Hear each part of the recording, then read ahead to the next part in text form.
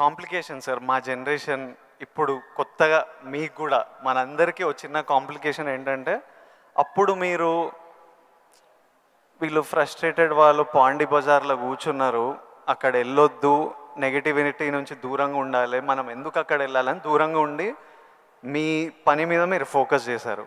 ఇప్పుడు ఇంటర్నెట్ వచ్చేసరికి మనం ఎక్కడ పోవక్కర్లే, మనం పాండి బజార్ వెళ్ళకపోయినా వాళ్ళు ప్రతి దగ్గర చుట్టుపక్కల అందరికీ ఉంటారు. వాళ్ళ వీడియో వాళ్ళు చేసుకుంటే కింద ఎవడో వచ్చి వేస్తూనే ఉంటారు. ఇప్పుడు దీన్ని ఈ జనరేషన్ ఎట్లా డీల్ చేయాలి? ఇప్పుడు కొత్త కొత్త రకాల ప్రాబ్లం వస్తున్నాయి ప్రతి ఇయర్. సో దీన్ని మాలాంటి వాళ్ళు, ఈ జనరేషన్ వాళ్ళు ఎలా డీల్ చేయాలో ఎనీ ఇన్పుట్స్? ఆ రోజుల్లో మాకు ఇలాంటి సోషల్ మీడియా ఇది లేక ఏదైనా సరే అంతర్మదనంలోంచి పుట్టుకొచ్చేటువంటి ఆ రిజల్ట్, ఆ నవనీతం అంటామో ఏమంటామో క్రీమ్ అంటామో, అదే మమ్మల్ని ముందు నడిపిస్తుంది. కానీ ఈ రోజున ఎవరికి ఏ డౌట్ వచ్చినా ఏమొచ్చినా అబండెంట్ ఇన్ఫర్మేషన్ ఈరోజు మన చేతిలో దొరుకుతుంది. బట్ ఓన్లీ థింగ్ ఈజ్, నువ్వు దాన్ని పాజిటివ్ సైడ్ విష్ చేస్తున్నావా, నెగిటివిటీ సైడ్ విష్ చేస్తున్నావా? నెగిటివ్ సైడ్ అనేది చాలా ఈజీగా అట్రాక్ట్ అయిపోతాం మనం. అది ఎగ్జైట్మెంట్ ఇచ్చేస్తుంటుంది అండ్ ఎక్కడ లేనటువంటి హుషారుని ఇచ్చేస్తుంటుంది. అది అలా కాదు, ఇది హుషారు ఇవ్వకపోవచ్చు, బట్ ఇది జీవితాన్ని ఇస్తుంది. రెండిట్లో ఏది కావాలి నువ్వు కోరుకోవాలి. కోరుకుంటే రెండింటికి సంబంధించిన ఇన్ఫర్మేషన్ ఫుల్లెస్ట్గా నీ చేతుల్లో ఉంటుంది. ఎప్పుడు ఏ డౌట్ వచ్చో సరే ఇంకో గురువుని ఎవరిని అడగక్కలేదు, జస్ట్ నీ ఫింగర్ టిప్స్లో నీకు ఉంటుంది. దీనికి మార్గం ఏంటి, ఎలా ఉండాలి ఏంటి అని చెప్పే గురువులు ఎంతోమంది ఉన్నారు. అందుకని నేను కూడా ఏం చేస్తుంటే జపనీస్గా వాళ్ళ సేయింగ్స్ కానివ్వండి, ఇలాంటివి కొన్ని ఉంటాయి. అవన్నీ నేను మధ్య మధ్యలో వస్తుంటే వాటిని ప్రిజర్వ్ చేసుకుంటుంటాను, అన్ని కంపెల్ చేసుకుంటూ తీరుగా ఉన్నప్పుడు వాటిని చూస్తూ ఉంటాను. అవి 1-2 సార్లు నేను ఓన్ చూసుకుంటుంటే నా క్యారెక్టర్ అది హెల్ప్ అవుతాయి అనుకుంటాను. అలాగా ఈరోజు నిజంగా బోల్డ్ అంత ఇన్ఫర్మేషన్ ఉంది. అండ్ సీక్రెట్ అనే ఒక బుక్ నేను ఒక 20 ఏళ్ల క్రితం చదివాను. అది నా ఎంత ఇన్ఫ్లుయెన్స్ చేసింది, ఎంత ఉపయోగపడింది నాకంటే అంత ఇంత కాదు. అట్లాగే డే టు డే లైఫ్లో నేను ఎలా ఉండాలి అంటంలో డోంట్ స్వెట్ స్మాల్ స్టఫ్ అనే ఒక బుక్ ఒకటి ఉంది. నేను పెద్ద రీడర్ ఏం కాను, బట్ ఎవరైనా సజెస్ట్ చేసిన అంటే ఈ బుక్ చదువుతుంటే ర్యాండమ్ ఒక పేజీ తీస్తే ఒక ఇన్ఫర్మేషన్ ఉంటుంది. అందులో ఎలా నడుచుకోవాలనే దాని మీద ఉంటుంది. మన పని వాళ్ళ మీద మనకు చాలా కోపం వచ్చేస్తుంది, మన వర్కర్స్ మీద. మరి చెప్తే అర్థం చేసుకోరా ఫూల్ అని వాడు చెబితే వెంటనే అర్థమైతే వాడు మరొక మెగాస్టార్ అవుతాడు. వాడు ఆ పరిస్థితి ఎందుకు ఉంటాడు? తన స్థాయి, తన ఐక్యూ అలాగే ఉంటుంది కాబట్టి వాడికి నువ్వు అడ్జస్ట్ అవ్వాలి. So better try to live with the imperfection అన్నాడు. అది నీకు హాయిని చేకూరుస్తుంది. వాడికి ఇన్పర్ఫెక్షనే కాబట్టి ఓపిక ఇంకోసారి చెప్పుకో, అర్థమయ్యేలాగా ఇంకోసారి చెప్పుకో. అంతేగాని అది మన మనసులో అనుకున్నామో లేదో, మన నోటు దాటిందో లేదో బ్రహ్మాండంగా అర్థం చేసుకోవడానికి వాడేమి నీ లెవెల్ ఆఫ్ ఐక్యూ కాదు కాబట్టి నీ దగ్గర పనిచేస్తున్నాడు. సో అట్లాగా ప్రతి నా రొటీన్ లైఫ్లో నన్ను నేను చక్కగా నా జీవితం తీర్చిదిద్దుకోవడానికి ఈరోజు మీరన్న ఈ ఇన్ఫర్మేషన్ సోషల్ మీడియా నాకు ఉపయోగపడుతుంది. అండ్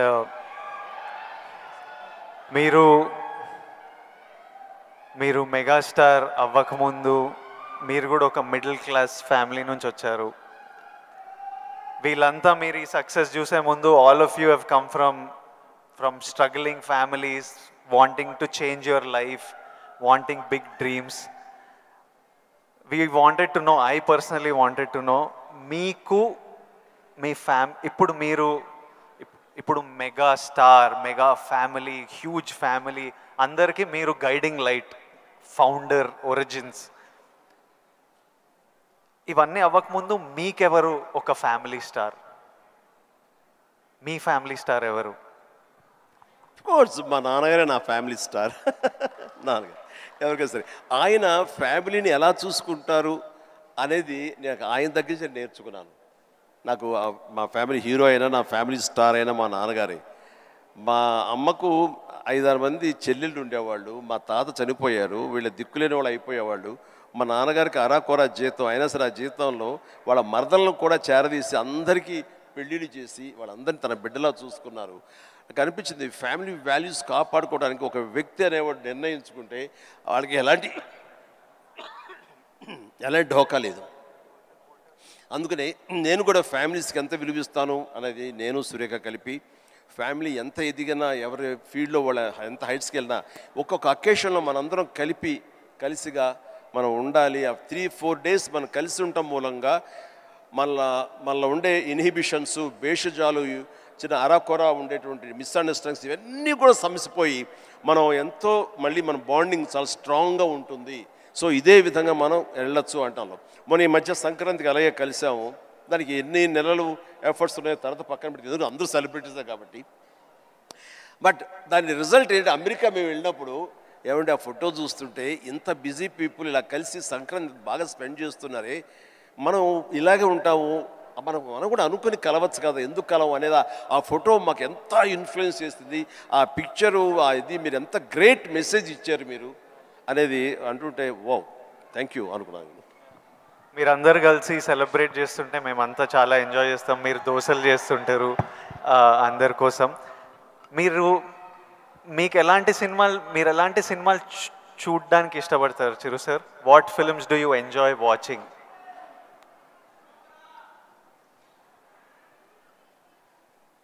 చెప్తే నవ్వుతారు వాళ్ళు, తెలియాలి మా అందరి క్యూరియాసిటీ. ఎందుకంటే మా ఇంట్లో నవ్వుతారు. అది మిక్కీ మౌస్, లార్ల్ అండ్ హార్డీ, ఇలాంటి సినిమాలన్నీ చూస్తుంటాను. అండ్ ఇది మన ఇలాంటి సినిమాలన్నీ కామెడీ సినిమాలు చూస్తుంటాను. సినిమాలుగా చూడాల్సి జాకీ చాన్ సినిమాలు చూస్తుంటాను, ఆ యాక్షన్ హై ప్యాక్డ్. ఇంకొంచెం బెటర్ సినిమాలు అంటే ఇప్పుడు టాప్ గన్ అని మొన్న వచ్చింది కదా, టామ్ క్రూజ్, ఇలా చూస్తుంటాను. ఏమంటే ఆ లవ్ స్టోరీ ఉన్న చూసారా మీరు, ఎంత బాగుంది టైటానిక్ షిప్, మీరు చూడాలంటే వావ్ గ్రేట్ మూవీ ఎస్ అన్నాను, కానీ నేను దాన్ని చూడలేకపోయాను. అంటే ఏదో విషాదం, బాధ అది అన్ని. అందుకనే నేను సినిమాలకు సంబంధించి మాత్రం లైట్ హార్టెడ్ ఫిలిమ్స్ చూస్తాను. అందుకని నాకు మా గ్రాండ్ డాటర్స్తో మాత్రం మంచి మ్యాచ్ అవుతుంటుంది.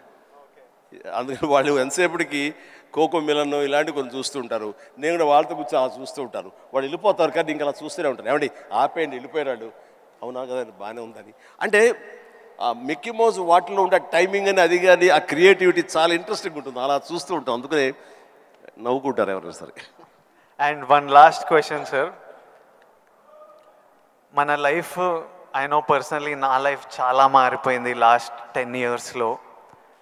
మీ లైఫ్ ఎంతో మారిపోయి ఉంటుంది ఫ్రమ్ మీరు స్టార్ట్ అయినప్పటి నుంచి ఈ రోజుకి. కానీ నాకు ఇంకా నా హెడ్లో ఇంకా ఆ పిల్లోడిని, ఎందుకంటే నేను 25 years వరకు ఒక లైఫ్ చూశాను, ఇప్పుడు 34.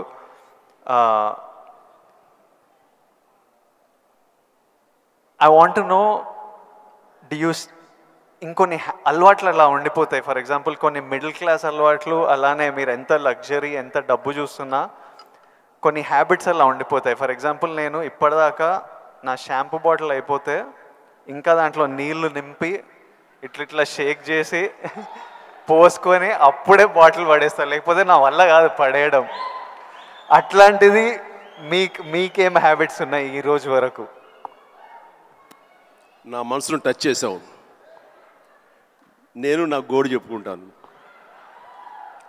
లైట్లన్నీ ఆన్ చేసి వెళ్ళిపోతానండి, నేను మళ్ళీ వెళ్ళి అన్నీ ఆఫ్ చేసుకుంటూ వెళ్తానండి. టెల్ మీ ఒక 5 చెప్పండి ఇలాంటివి. అలాగా తర్వాత హీటర్ ఆన్ చేస్తారు, గీజరు, అంత స్నానం అయిపోతే వెళ్ళిపోతారు. నేను ఎత్తుక్కుని గీజరు ఆన్ చేస్తాను. ఇప్పుడు టెన్షన్ ఎక్కువైపోయి ఏం చేస్తారంటే నా మొబైల్లోనే మా ఇంట్లో ఉండే ఆల్ లైట్స్, ఏసీస్ ఇవన్నీ. మీరు నమ్మరు, ఇవాళ చరణ్ ఏదో బ్యాంకాక్ వెళ్ళిపోయాడు, వెళ్ళిన తర్వాత ఆవిడ ఫ్లోరు క్లోజ్ చేశారు. ఏమైనా లైట్లు ఆన్ చేసి వెళ్ళిపోయారు ఏంటో చెప్పేసి మొబైల్ యాప్ ఓపెన్ చేసి, అరే చాలా 5-6 లైట్లు ఆన్ చేస్తున్నాయి, ఎవరి కోసం ఇవి చూసుకోరు వ్యధవాలు అని చెప్పేసి మొత్తం అంతా కలిపి అన్నీ ఆఫ్ చేసుకుంటూ వచ్చాను. దీన్ని మిడిల్ క్లాస్ మెంటాలిటీ అంటారు. ఇది అవసరం. ఈ రోజున వాటర్ కూడా ఎక్కువ. Yes thank you. ఈ రోజున నువ్వు అంటున్నావు నువ్వు షాంపూ చెప్పావు కదా, నేనేం చేస్తాను చెప్పనా, అయిపోయిన సోపులన్నీ కలిపి గట్టిగా కంప్రెస్ చేసి, ఇది నిజమండి నమ్మరు, ఇది చెబితే సో ఇలా నీళ్లు పోసుకునే కుదించి ఆఖరిగా షాంపూ అది నేను వాడతాను. అందుకనే ఆయన చెప్పగానే ముందు నాకు చాలా రిలేట్ అయ్యాను నేను. సో సోప్ ముక్కలన్నీ కలిపి కంప్రెస్ చేసి అదో సోప్లాగా వాడి అది వాడతాను. అంటే ఇది మన మెంటాలిటీ అలా ఉంది, అలా చేయాలి. ఈ రోజున అలాగే వాటర్ కూడా నేను చెప్తాను, ఈ వాటర్ క్రైసిస్ రాబోతున్నందుకు ఈ మధ్య మేము బెంగళూరులో హౌస్ కట్టామండి. బెంగళూరులోనే ఎంత నీటి ఎద్దడి ఉందని మీకు అందరికీ తెలుసు. అక్కడ ఇంకుడు గుంటల్లాగా పెట్టి వాటర్ని గ్రౌండ్లో ఆ వాటర్ బెడ్స్ మెయింటైన్ చేయడం కోసం ఎవరు ప్రయత్నాలు చేయలేదు. అలాంటివి చేయాలని చెప్పేసి నేను 1 year బ్యాక్ అన్నీ ఏర్పాటు చేశాను. ఇప్పుడు ఈ మధ్య దాన్ని ట్వీట్ చేశాను, ఇలా చేశాను బెంగళూరులో నా ఇంట్లో. ఇది ప్రతి ఒక్కరు చేసే కనుక ఆ నీటి రిజర్వ్ మన కన్జర్వేషన్ మనం ప్రొటెక్ట్ చేసుకోవచ్చు అని చెప్పేసి చాలా అవసరం అండి ఇది. ఇలాంటివన్నీ కూడా చూసేవాళ్ళకు ఉంటుంది. రేపు పొద్దున మేము అందరూ కలిపి సోపు ముక్కలని మడతపెట్టి అని రాస్తారు, అది ఎగత్తాళిగా రాస్తారు. మీరు దాని నుంచి నీతిగా రాయండి, 10 మందికి ఉపయోగపడుతుంది. వాటర్ ఇంత జాగ్రత్తగా మన షాంపులు కానీ విజయ్ దేవరకొండ, చిరంజీవి లాంటి వాళ్ళు ఇలాగ వాడుతున్నారు. వాళ్ళు సూపర్ స్టార్స్ అయ్యి ఉండొచ్చు, లగ్జరీ లైఫ్ అయితే అయి ఉండొచ్చు. అయిపోగా తీసి పడేరండి, అందులో నీళ్లు పోసుకుంటూ షేక్ చేసుకుంటూ వాడతారు. సోపు ముక్కల్ని 4-5 ముక్కల్ని అతికించుకుని ఒక సోపుగా చేసుకుని మళ్ళీ ఏదో వారం పాటు వాడుకుంటారండి. అండ్ ఒక ట్యాప్ ఓపెన్ చేసి షేవింగ్ చేసుకున్నా ఇంకోటి చేసుకున్నా ఆ వాటర్ని వేస్ట్ చేయకుండా ప్రొటెక్ట్ చేసుకుంటారండి. లైట్స్ అన్నీ ఆఫ్ చేసుకున్నావా లేదా, గీజర్ అన్నీ ఆఫ్ చేసావా లేదా అని వస్తూనే చూసుకుంటూనే ఉంటామండి, despite our busy schedules. So సామాన్యులకి ఇంకెంత బాధ్యత ఉంది, చెయ్యాలి. అందుకని ఇవన్నీ కూడా మీరు సరదాగా రాసుకున్నా సరే వీటి వెనకాల ఆంతర్యం మాత్రం సీరియస్నెస్ మీ ద్వారా, మీలాంటి ఇన్ఫ్లుయెన్సర్స్ ద్వారా ప్రజానీకానికి వెళ్ళాలి. ప్రతి వాళ్ళు ఉండాలి. అందరూ తల ఒక చేయిస్తేనే, సో ఒక బిందు కలిస్తేనే సింధు అన్నట్లుగా మీరు అందరూ అనుకుంటేనే నీటి ఎద్దడి లేకుండా జరుగుతుంది, ఈ పవర్ కట్ లేకుండా జరుగుతుంది. అందుకని ఆ రకంగా ఇన్ఫ్లుయెన్సర్స్ వీళ్ళందరూ ఉపయోగపడాలి. చాలా మంచి క్వశ్చన్ వేసి టచ్ చేసాం. నాకు ఒక్క డౌట్ వస్తుంది విజయ్, రేపు మీ సినిమా రిలీజ్ కదా, ఆ సినిమా గురించి కదా మాలాంటి వాళ్ళు అడిగితే మీరు చక్కగా చెప్తే వాళ్ళకి క్యూరియాసిటీ ఉంటుంది. నా గురించి, నా గతం గురించి ఎందుకు చెప్పు. ఇదే ఇంట్రెస్టింగ్ సార్, ఇది మా అందరికీ పనికొచ్చే యూస్ఫుల్. నేను మిమ్మల్ని కలిసినప్పుడల్లా ఈ టాపిక్ మాట్లాడదామని కూర్చుంటా, కానీ మీకు షార్ట్ రెడీ మిమ్మల్ని ఎప్పుడు సెట్స్ మీద కలుస్తా లేకపోతే ఈ ఫంక్షన్లలో కలుస్తా. ఈరోజు మంచిగా నాకు ఆపర్చునిటీ దొరికింది. అండ్ ఐ నో నాలాంటి వాళ్ళు ఎంతోమంది ఇది వినడానికి వెయిట్ చేస్తుంటారు. ఎందుకంటే మీ జర్నీ మనకి ఇన్స్పిరేషన్ మన చుట్టుపక్కల నుంచే తీసుకోవాలి. నేను యాక్టర్ అవుదామని నేను ఫిక్స్ అయినా, నేను యాక్టర్ అవుతా, నేను యాక్టర్ కాదు చాలా పెద్ద యాక్టర్ అవుతా అని చెప్పేవాడిని. ఒక్క సినిమా లేదు చేతిలో, కానీ ఇట్లాంటి ముచ్చట చెప్పేవాడిని. కానీ ట్రై చేసినప్పుడు నాకు అర్థమైంది ఇది ఈజీ కాదరా, అసలు ఆఫీసులకే ఎంట్రీ ఇస్తలేరు అన్నప్పుడు. సో నేను రోజు ఇంట్లో ఒక 2-3 years అట్లా ఇంట్లో కూర్చొని ఇంకా కొంచెం లో అయిపోతుంటే డాడీ అప్పుడు మీ గురించి చెప్పేవారు, అరే చిరంజీవి గారు మీ స్టోరీ చెప్పేవారు, మీరు ఎట్లొచ్చారు, ఎట్లా మీ పర్ఫార్మెన్స్తోని, మీ బిహేవియర్తోని, మీ ఇంటెలిజెన్స్తోని మీ జర్నీ గురించి మాట్లాడి. And he reminded me that you came from nowhere. And నాకు అరే ఇంకొకరు వచ్చి ఈరోజు అప్పటికి మీరు మెగాస్టార్, అరే ఎవరో ఫ్రమ్ నథింగ్ వచ్చి మెగాస్టార్ అయ్యారంటే మనం ఎందుకు కాలేమో, అవ్వచ్చు కదా అని నేను మీ జర్నీ నుంచి అది తీసుకున్నా. సో ఈరోజు ఈ కాన్వర్జేషన్ నుంచి ఎంతోమంది ఎన్నో డీటెయిల్స్ తీసుకుంటారు, ఎవరికో ఎలానో హెల్ప్ అవుతుంది అన్న నమ్మకం, అందుకే ఈ కాన్వర్జేషన్. అండ్ ఫ్యామిలీ స్టార్ గురించి April 5th వస్తుంది. మిగతా కంటెంట్ అంతా మీరు చూసారు, ఇంకా చెప్పే అవసరం లేదు. ఈరోజు బుకింగ్స్ కూడా ఓపెన్ అయిపోయాయి. ఐ నో దట్ చిరంజీవి గారు చూసిన తర్వాత విపరీతంగా ఎంజాయ్ చేస్తారు. చిరంజీవి గారికి గీతా గోవిందం కూడా చాలా ఇష్టం. గీతా గోవిందం చూసి మా సక్సెస్ మీట్కి వచ్చి ఎంతో ఎంజాయ్ చేశారు కాబట్టి మా సక్సెస్ మీట్కి వచ్చి మాతో సెలబ్రేట్ చేశారు. అండ్ ఐ నో ఇది నెక్స్ట్ లెవెల్ ఆఫ్ గీతా గోవిందం ఉంటుంది కాబట్టి చిరంజీవి గారికి హ్యూమర్ ఇష్టం కాబట్టి.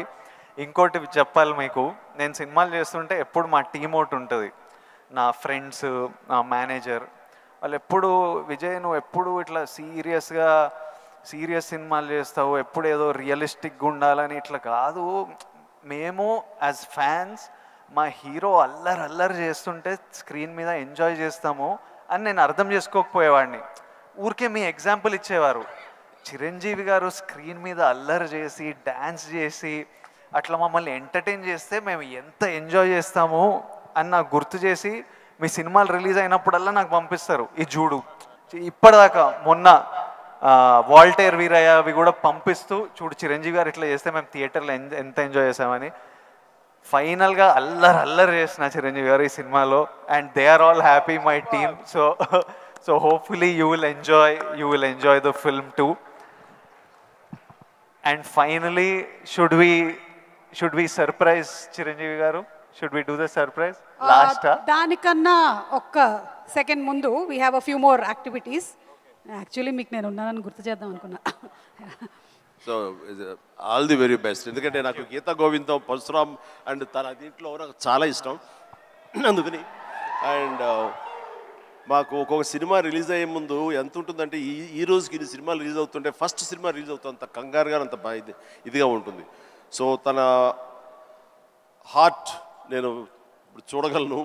అది 100-200 కొట్టుకుంటూ ఉంటుంది సినిమా రేపు రిలీజ్ అయ్యి పెద్ద హిట్ అయింది అనేంతవరకు. సో ప్లీజ్ మన కష్టం వృధా కాదు, డెఫినెట్లీ పెద్ద హిట్ అవుతుంది, డెఫినెట్ బాగుంటుంది.